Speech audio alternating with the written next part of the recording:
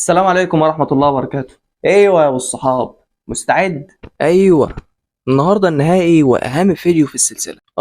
لو حابب تشوف السلسله كامله دوس هنا. المهم، الفيديو ده وبفضل الله متعوب عليه قوي قوي قوي. محتاج منك تقدر ده وتدعمني بلايك او كومنت او شيء، وخد معايا ثواب ان حد هيعرف المعلومات دي بسببك. حط كومنت بالصلاه على النبي وبينا نبدا النهائي. يا ريت تكون مستعد ومفوق كويس قوي قوي قوي عشان النهارده النهائي. عايز اقولك اني متحمس قوي للنهائي، وبقولها وبالفم المليان ان بفضل الله قدرت اعدي كل الادوار اللي فاتت. عاش اخويا، المشوار كان طويل وصعب بس خلاص هنختتمه النهارده ويبقى معانا منهج كامل هنعيش بيه باقي حياتنا. يلا يا اخويا عرفني ايه اللي لسه ناقص بعد كل اللي فات. ناقصنا حاجة جوهرية ومتأكد ان احنا هنكون مستمتعين واحنا بنعملها، وكمان حياتنا هتبقى احسن من كده بكتير. هو انا كل الحوار اني متحمس اعرف ايه اللي لسه هيكون اقوى من كل اللي عملناه. قول لي يلا. بص، هي حاجة مهمة قوي تليق انها تكون في النهائي، اخر مرحلة واللي المفروض تكون شاملة حاجات كتير وتستحق قيمة انها تكون في النهائي. خف يا ملك السسبنس، قول لي بقى. صلي بينا على النبي. هما حاجتين، الأولى إننا نعيش زي ما الرسول كان بيعيش عليه الصلاة والسلام، والتانية هي إننا نعيش ونعبد ربنا كأننا شايفينه. إيه العظمة دي؟ بس صعب أوي يا اسطى حوار إن إحنا نعيش زي الرسول. أنت عايز ناس زي وزيك نعمل اللي كان بيعمله أعظم إنسان جه على وجه الأرض؟ إحنا مش هنتكلم في المستحيل، إحنا هنقول على عادات طبيعية جدا وسنن كتير عن الرسول، من الآخر كده هنقلده. برضه لسه مش قادر استوعب، اديني امثله.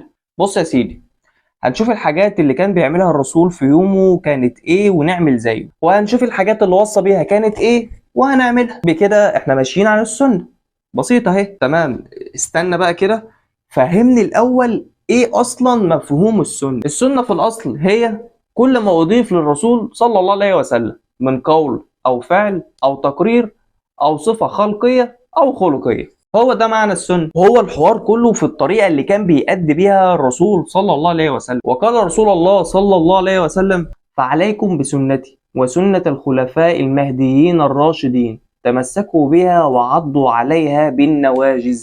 دي توصية صريحة من الرسول صلى الله عليه وسلم إننا نتبع سنته، نتبعها وكأننا مأمورين بيها ماشي، أو نتبعها وكأننا حابين نمشي عليها برضه ماشي.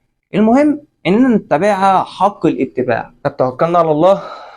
اقول لك الاول فضل السنه وتاثيرها عليك لما تعمل بيها باذن الله. اول حاجه هتنول محبه الله عز وجل، ومن فضائل السنه انك هتسد نقص الفريضه وده بالنوافل، ومن بركات العمل بالسنه وزي ما انت شايف في زمن الفتن اللي عايشين فيه دلوقتي، فلو عملت بالسنة فانت ليك اجر 50 صحابة. وبرضه من فضائل الانشغال بالسنة والعبادة في وقت الفتن هيكون بمثابة هجرة الى النبي صلى الله عليه وسلم. ومن فضائل العمل بالسنة والدعوة ليها ان الداعي الى السنة والهدى والخير له مثل اجر الذي عمل بها.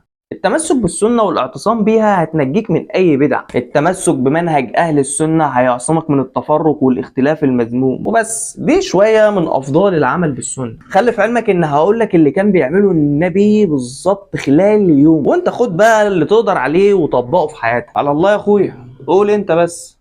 بسم الله. هنبدأ وهنتكلم عن السنن الموقوتة. نقصد ايه بالسنن الموقوتة؟ ان هي السنن المؤقتة بأوقات معينة في اليوم والليلة، وهنقسمها لسبع أوقات: ما قبل الفجر، ووقت الفجر، ووقت الضحى، ووقت الظهر، ووقت العصر، ووقت المغرب، ووقت العشاء. حلو ده. هتشرح على كده يعني عشان مش كل الناس أوقاتها زي بعضها وياخدوا أعمال السنة في الوقت اللي يناسبهم. بالظبط كده. أول وقت معانا هو ما قبل الفجر، وهنقسمه لقسمين. القسم الأول الاستيقاظ من النوم وما يعقبه من أعمال كان يفعلها النبي، والقسم الثاني هيبقى عن قيام الليل والوتر، وفي عدة أعمال من هدى النبي. ورقة وقلم وركز معايا واحدة واحدة وما تزهقش. أزهق مين يا عم؟ ده أنت الله يبارك لك هتقول لي إزاي أعيش زي النبي صلى الله عليه وسلم. توكل على الله يلا وأنا معاك. أول قسم متقسم لكام نقطة. رقم واحد، واول حاجه بيعملها لما كان بيقوم من النوم بيدلك بقه بالسواك، وكان اتجاه التدليك بالعرض كده. رقم اتنين، واول حاجه كان بيقولها هو دعاء الاستيقاظ من النوم. رقم تلاتة بيمسح النوم عن وجهه. ورقم أربعة هي النظر إلى السماء. ورقم خمسة هي قراءة آخر 10 آيات من سورة آل عمران. رقم ستة هي غسل اليدين 3 مرات. رقم سبعة الاستنشاق والاستنثار بالمية 3 مرات. رقم 8 الوضوء. وهنا نقف كده ونركز في سنن الوضوء. سنن الوضوء على السريع: السواك، التسمية، غسل الكفين 3 مرات، التيامن في غسل اليدين والقدمين، البدء بالمضمضة والاستنشاق، المبالغة في المضمضة والاستنشاق لغير الصائم. المضمضة والاستنشاق من كف واحدة. في مسح الراس تسن الصفة المسنونة. التثليث في غسل الأعضاء. الدعاء الوارد بعد الوضوء. الوضوء كان رقم 8 للنقط بتوع القسم الأول في مرحلة ما قبل الفجر. القسم الثاني بقى في مرحلة ما قبل الفجر، وهو قيام الليل والوتر. هم نقط كتير جدا هسردهم لك على السريع، وانت لو عايز تاخدهم بالتفصيل هسيب لك لينك في الكومنتس تحت. من السنة صلاة الليل تكون في وقتها وتكون 11 ركعة، وأول ركعتين يكونوا خفاف، وإنك تستفتح الصلاة بالدعاء ده. من سنة الرسول في صلاة قيام الليل إنك تطول في صلاتك في القيام والركوع والسجود لغاية ما تظبطها، إن أوقات الأركان كلها تكون متساوية. برضه من السنن إنك تقرأ مترسلا، يعني ما توصلش آيتين ببعض، لا تقف عند نهاية كل آية. حاجة كمان إنك تسلم من كل ركعتين وتقرأ صور معينة في آخر 3 ركعات. الركعة الأولى سبح اسم ربك الأعلى، الركعة الثانية قل يا أيها الكافرون، الركعة الثالثة قل هو الله أحد. خلاص خلصت قيامك ووترك. من السنة بقى إنك تدعي بعدها سبحان الملك القدوس 3 مرات وتعلي صوتك في المرة الثالثة. من السنة إنك تصحي أهلك يصلوا قيام الليل. السنة قبل الأخيرة هي إنك ترفق بنفسك، يعني لو قمت تصلي والنعاس غلبك نام شوية لغاية ما النوم يروح عنك وكمل صلاة بعدها، وده اللي بتأكده السنة الأخيرة، وهي لو فاتتك صلاة الليل صليها بالنهار. دول كانوا 12 سنة في صلاة قيام الليل والوتر، وبكده يكون القسم الثاني من الوقت الأول خلص. ندخل على سنن تاني وقت، وهو وقت الفجر. في 4 نقط أساسيين، وهم الأذان وسنة الفجر والذهاب إلى المسجد والسنن في الصلاة. كل نقطة من ال4 نقط دول ليها فرعياتها وسننها، برضه هنقولهم بالشرح البسيط وعلى السريع. أول نقطة أذان الفجر، سنته هي متابعة المؤذن وقول ذكر ما بعد الأذان، واللي هو أشهد أن لا إله إلا الله وحده لا شريك له وأن محمدا عبده ورسوله، رضيت بالله ربا وبمحمدا رسولا وبالإسلام دينا. بعدها تقول الصلاة الإبراهيمية، صلي على النبي الصلاة الإبراهيمية، طبعا عارف. وبرضه من السنن إنك تدعي دعاء ما بعد الأذان.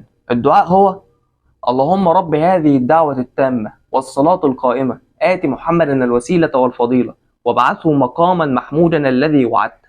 آخر سنة في سنن الأذان هي الدعاء بين الأذان والإقامة، كما قال رسول الله صلى الله عليه وسلم الدعاء بين الأذان والإقامة لا يرد. تاني نقطة وهي سنة الفجر، وسننها هي تخفيف صلاة السنة وقراءة سورة قل يا أيها الكافرون في الركعة الأولى وقل هو الله أحد في الركعة الثانية. وآخر سنة في سنة الفجر هي بعد ما تخلص صلاة تسند أو تنام على جنبك اليمين. ثالث نقطة بتتكلم عن الذهاب إلى المسجد. سنن الذهاب إلى المسجد إنك تبدر في الوقت، تروح بدري، يعني تتطهر وانت خارج لصلاة الفجر وتخرج بسكينة ووقار، ما تجريش. وانت داخل المسجد تقدم رجلك اليمين، وانت خارج من المسجد تقدم رجلك الشمال. تقول ذكر الدخول للمسجد وانت خارج تقول ذكر الخروج. قال رسول الله صلى الله عليه وسلم إذا دخل أحدكم المسجد فليقل اللهم افتح لي أبواب رحمتك، وإذا خرج فليقل اللهم إني أسألك من فضلك. من السنة إنك تصلي ركعتين تحية المسجد، حاول على قد ما تقدر تقف في الصف الأول. من السنة إن المأموم يكون قريب من إمامه. بكده خلصنا سنن الذهاب إلى المسجد. ندخل على سنن في الصلاة.